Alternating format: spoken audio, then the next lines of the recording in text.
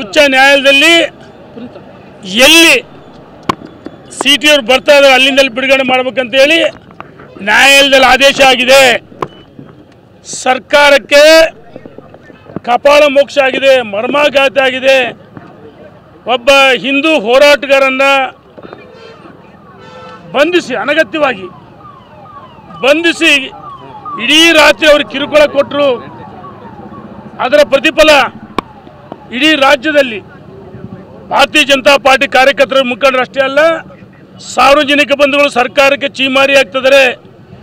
ನಾನು ಸಹೋದರಿ ಲಕ್ಷ್ಮೀ ಹೆಬ್ಬಾಳ್ಕರ್ ಅವರ ಒಬ್ಬ ಮಹಿಳೆ, ಅವ್ರ ಬಗ್ಗೆ ನಮಗೆ ಗೌರವ ಇದೆ. ಭಾರತೀಯ ಜನತಾ ಪಾರ್ಟಿ ಸ್ತ್ರೀಯರನ್ನ ಮಾತೃ ತಾಯಿ ಅಂತ ಕರಿತಕ್ಕಂಥ ನಾವು, ಆದರೆ ಸಹೋದರಿಯವರು ಬಳಸಿದ ಭಾಷೆಗಳು ನಾವು ನೋಡಬೇಕಾಗಿದೆ. ನಿನ್ನೆ ದಿವಸ ಸ್ಪಷ್ಟವಾಗಿ ಸಹೋದರಿ ಲಕ್ಷ್ಮೀ ಹೆಬ್ಬಾಳ್ಕರ್ ಮತ್ತು ಸಿಟಿ ಅವರು 2 ಜನ ನಮ್ಮ ಸಭಾಪತಿಗಳು ದೂರು ಕೊಟ್ಟಿದ್ರು. ಆ ದೂರು ಕೊಟ್ಟಂಥ ಸಂದರ್ಭದಲ್ಲಿ ಯಾವುದೂ ಸಾಕ್ಷಿ ಇಲ್ಲ, ಆಡಿಯೋ ಇಲ್ಲ ಅಂತೇಳಿ ನಿನ್ನೆನೇ ಇದನ್ನು ಕೇಸ್ ಕ್ಲೋಸ್ ಮಾಡಿದ್ರು. ಆದರೆ ಅನಗತ್ಯವಾಗಿ ಎಲ್ಲ ಒಂದು ಕಡೆ ಮುಖ್ಯಮಂತ್ರಿಗಳು, ಉಪಮುಖ್ಯಮಂತ್ರಿಗಳು ಮತ್ತು ಗೃಹ ಸಚಿವರು ಭಾರತೀಯ ಜನತಾ ಪಾರ್ಟಿಗೆ ಅಪಮಾನ ಮಾಡೋಕ್ಕೂ ಅವಮಾನ ಮಾಡಬೇಕಂತೇಳಿ ಅನಗತ್ಯವಾಗಿ ಏನು ಸುವರ್ಣಸೌಧ ಅದು ಈ ರಾಜ್ಯದ 224 ವಿಧಾನಸಭಾ ಕ್ಷೇತ್ರ ಜ್ವಲಂತ ಸಮಸ್ಯೆಗಳನ್ನ ಚರ್ಚೆ ಮಾಡೋಕ್ಕಿರೋದು ಸುವರ್ಣಸೌಧ ಮತ್ತು ವಿಧಾನಸೌಧ. ಅದು ದೇವಾಲಯ ಇದ್ದಂಗೆ ನಮಗೆ. ಆದರೆ ಆ ದೇವಾಲಯದೊಳಗೆ ಕಿಡಿಗೇಡಿಗಳು ನುಗ್ಗಿ ಗಲಾಟೆ ಮಾಡ್ತಾರಂದ್ರೆ, ಒಬ್ಬ ಮಾಜಿ ಸಚಿವ ಹಾಲಿ ವಿಧಾನ ಪರಿಷತ್ ಸದಸ್ಯರು ಅವ್ರಿಗೆ ಹಲ್ಲೆ ಮಾಡ್ತಾರಂದ್ರೆ ಇನ್ನು ಸಾಮಾನ್ಯ ಜನರ ಗತಿಯನ್ನು ಇವತ್ತು ಜನ ಮಾತಾಡ್ತಾ ಇದ್ದಾರೆ. ನಿನ್ನೆ ಅವರು ತಲೆ ಕಲ್ಲಿಲ್ ಹೊಡೆದಾರೆ. ಇವತ್ತು ಭಾರತೀಯ ಜನತಾ ಪಾರ್ಟಿ ಅಷ್ಟೇ ಅಲ್ಲ, ಇಡೀ ಮಾನವ ಸಮಾಜ ಈ ಕಾಂಗ್ರೆಸ್ ಸರ್ಕಾರದ ನಡವಳಿಕೆಗಳು ಮತ್ತು ಪೊಲೀಸ್ ನಡವಳಿಕೆ ತೀವ್ರವಾಗಿ ಖಂಡಿಸ್ತೀವಿ.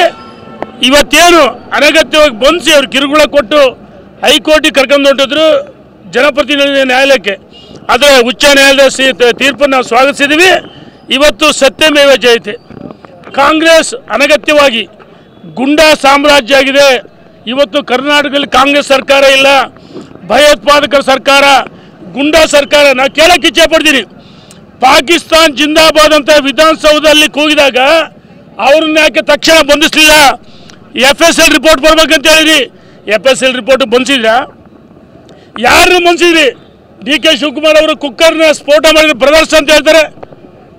ಹುಬ್ಬಳ್ಳಿಯಲ್ಲಿ ಪೊಲೀಸ್ ಠಾಣೆ ಮೇಲೆ ದಾಳಿ ಮಾಡಿದವ್ರನ್ನ ಇವರು ನಮ್ಮ ಬಂಧುಗಳು ಅಂತ ಹೇಳ್ತಾರೆ. ಅಮಾಯಕರು ವೋಟ್ ಬ್ಯಾಂಕ್ ರಾಜಕಾರಣಕ್ಕೋಸ್ಕರ ಏನು ಬೇಕಂತ ಮಾಡಿಕೊಂಡಿದ್ದಾರೆ. ಕಾಂಗ್ರೆಸ್ ತಿರುಚೂರು ನಿಸ್ಸೀಮ್ರು ಟ್ರೋಲ್ ಮಾಡೋರಲ್ಲಿ. ಅಂಬೇಡ್ಕರ್, ಅಮಿತ್ ಶಾ ಏನು ಅಂಬೇಡ್ಕರ್ ಅಪಮಾನ ಮಾಡಿದ್ರಾ? ಅಂಬೇಡ್ಕರ್ ಅಪಮಾನ ಮಾಡಿಲ್ಲ. ಅಂಬೇಡ್ಕರ್ ಸೋಲಿಸಿದ್ದು ನೀವು, ಅಪಮಾನ ಮಾಡಿದ್ದು ನೀವು. ಅನಗತ್ಯವಾಗಿ ಅದನ್ನ ಇಡೀ ಏನು ಅಮಿತ್ ಶಾ ಅವರು ಮಾತಾಡಿದ್ದನ್ನ ವಿಡಿಯೋ ಪ್ಲೇ ಮಾಡಲಿಲ್ಲ. ಲಕ್ಷ್ಮೀ ಹೆಬ್ಬಾಳ್ಕರ್ ಇಲ್ಲಿ ಅಷ್ಟೇ ಸುವರ್ಣಸೌಧದಲ್ಲಿ ಸಿಟಿ ಮಾತಾಡಿ ಪೂರ್ತಿ ಪ್ಲೇ ಮಾಡಿಲ್ಲ. ಅವ್ರು ಏನು ಹೇಳಿದ್ದಾರೆ, ಅಧಿವೇಶನ ನಡೆಯುವ ಸಂದರ್ಭ ಗಲಾಟೆ ಆಯಿತು, ಅಂಬೇಡ್ಕರ್ ಬಗ್ಗೆ ಪ್ರತಿಭಟನೆ ನಡೆಯುವ ಸಂದರ್ಭದಲ್ಲಿ ಹತಾಶೆಯಿಂದ ಈ ರೀತಿ ಮಾತಾಡೋದು. ಕನ್ನಡದಲ್ಲಿ ಸ್ಪಷ್ಟವಾಗಿ ಇಂಗ್ಲೀಷಲ್ಲಿ ಹೇಳಿದರೆ ಇದನ್ನು ಅರ್ಥ ಮಾಡ್ಕೋಬೇಕು.